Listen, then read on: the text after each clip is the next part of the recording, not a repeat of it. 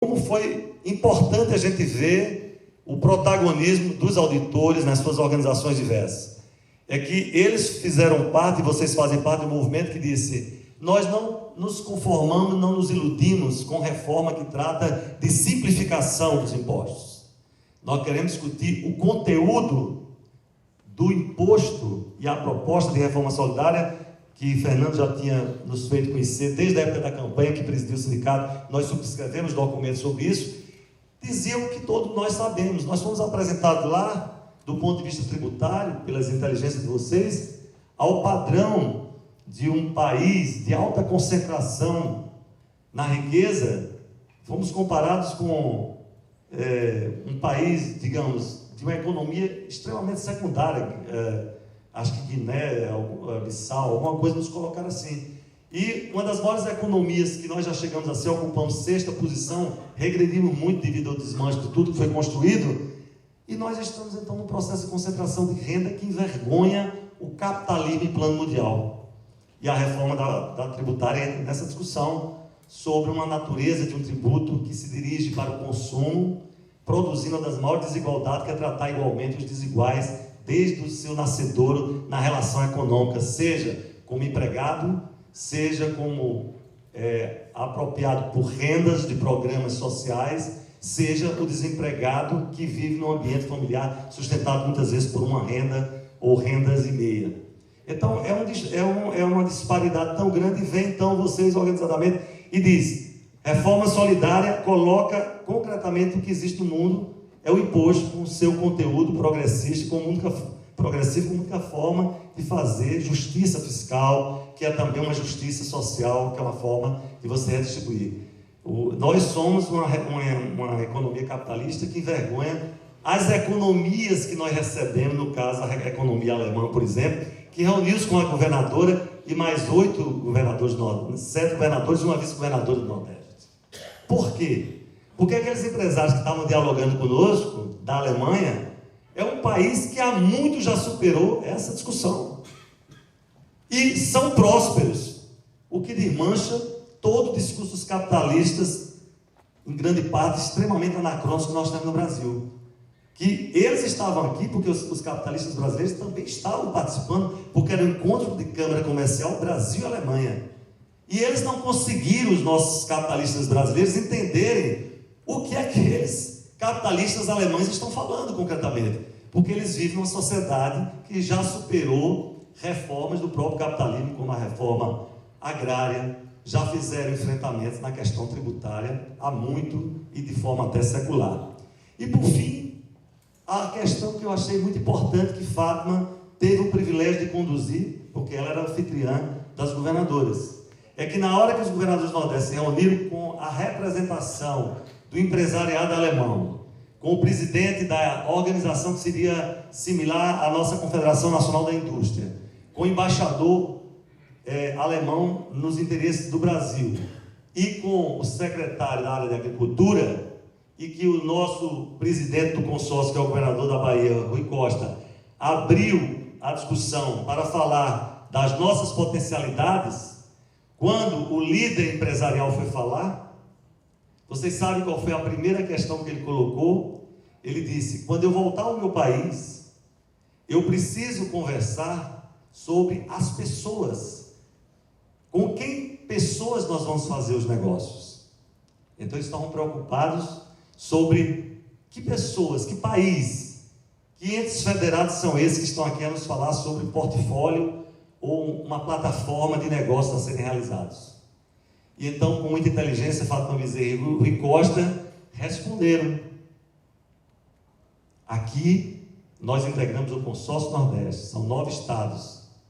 Aqui nós respeitamos valores civilizatórios, valores humanitários.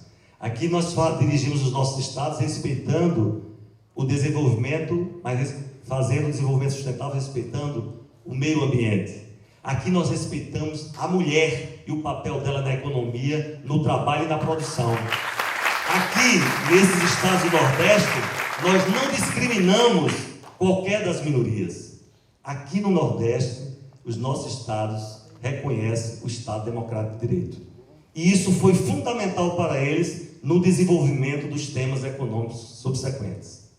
E para encerrar mesmo, para vocês verem como é importante esse debate que vocês estão fazendo, os temas que vocês vão tratar, e que nós precisamos chamar os empresários locais para entenderem essa economia que vive na indústria 4.0, que o Brasil está longe de alcançar os seus traçados principais, porque sequer conseguiu concluir tarefas da revolução industrial que antecedeu a 4.0, é que eles fizeram o seminário encontro deles, como vocês vão fazer logo mais um coquetel, e que eu sei doido para terminar para a gente com o coquetel, eles fizeram uma celebração, um ambiente lúdico, e foram fazer um jantar.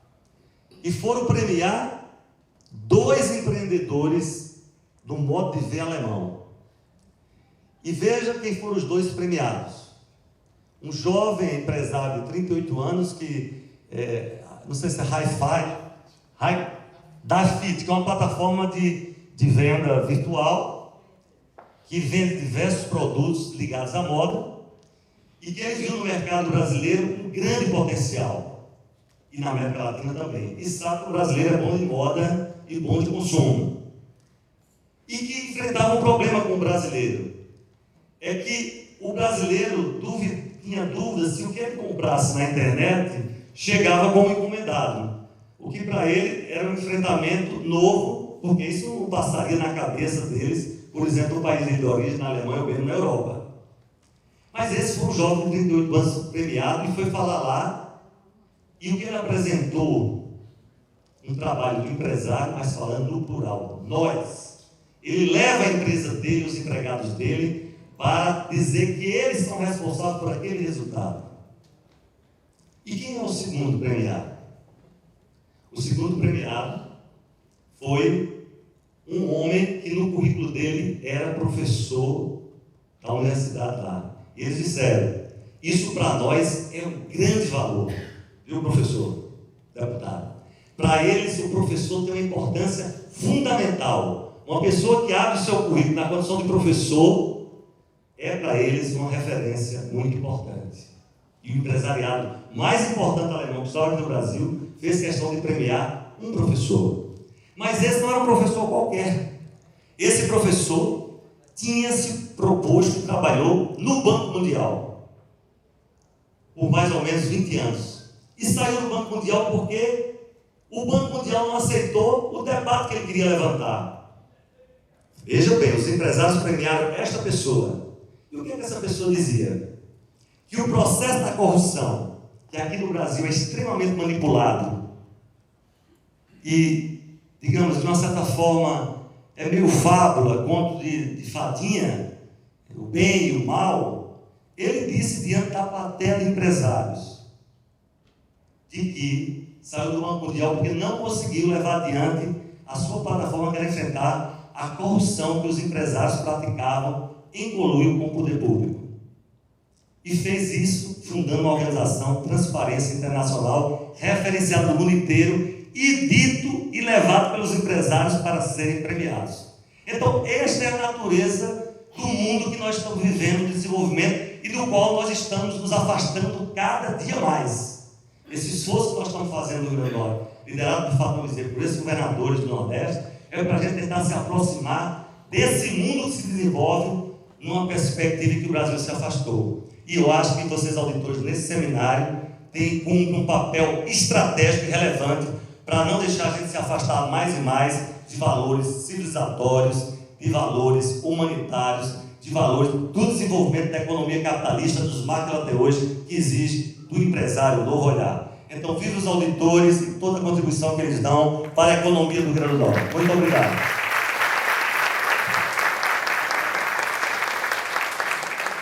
Passamos agora para o momento de homenagens. E nesta noite teremos 3 auditores fiscais homenageados pelos relevantes serviços prestados ao Fisco Potiguar. Para receber a primeira honraria da noite, convidamos com muita satisfação a auditora fiscal, senhora Josilene Maciel da Silva Fernandes.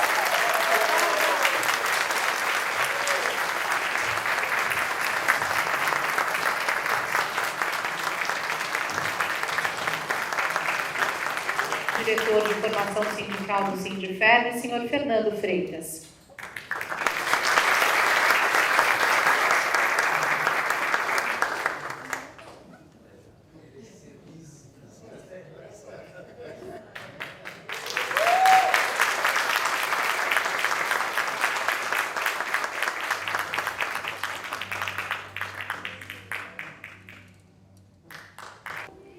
O próximo homenageado da noite será o auditor fiscal e secretário de Estado da Tributação, senhor Carlos Eduardo Xavier.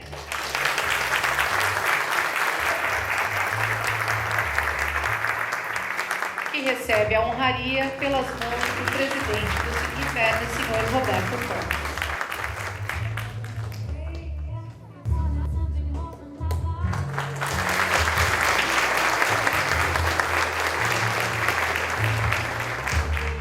E o nosso terceiro auditor fiscal homenageado é o Controlador-Geral do Estado, senhor Pedro Lopes.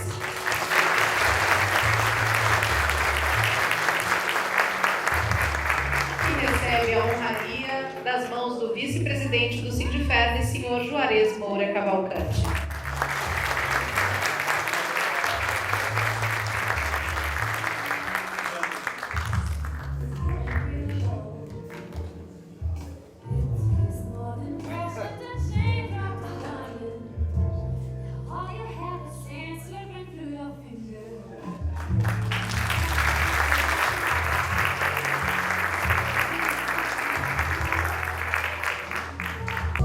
Bom, pessoal, boa noite a todos, a todas. Eu fiquei assim, muito emocionado quando soube essa comenda, lá numa reunião, lá no governo, né, e de repente minha chefe de gabinete chegou, formando o Roberto estava indo para o Juarez, vai entregar um ofício. Aí eu li o conteúdo e realmente eu fiquei bastante emocionado, porque primeiro não esperava, e de certo modo eu tenho um carinho muito grande pela minha categoria. Tenho 21 anos, né, de fisco. Comecei bem no começo mesmo, assim, comecei no chão, fazendo trabalho de posto fiscal, subindo caminhão,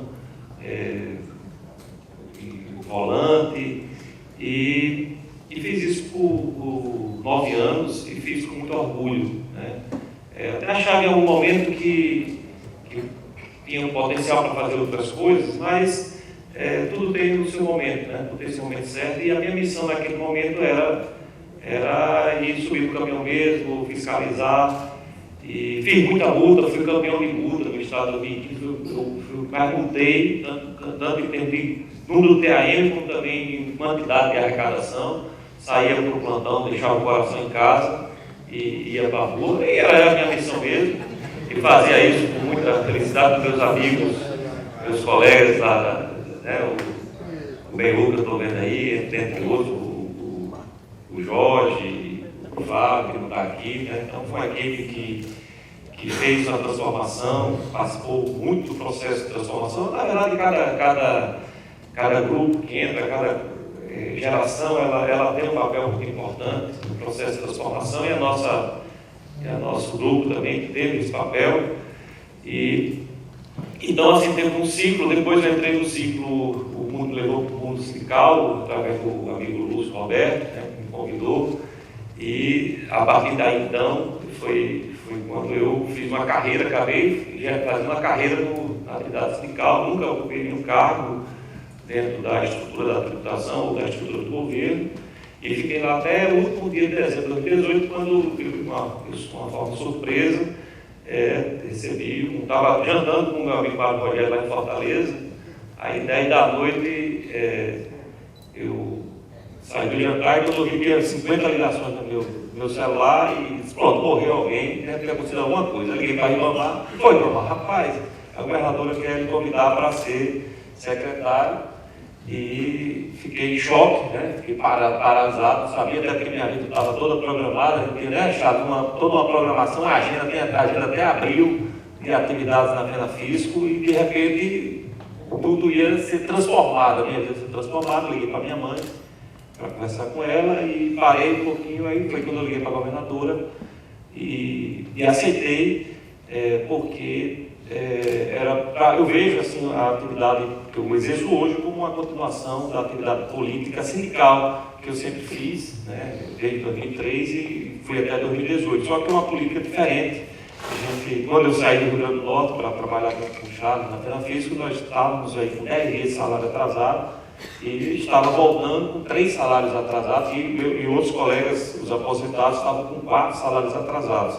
Então a nossa missão, no caso, apesar de estar dentro da atividade administrativa, mas era a missão de ajudar o meu estado a se regularizar.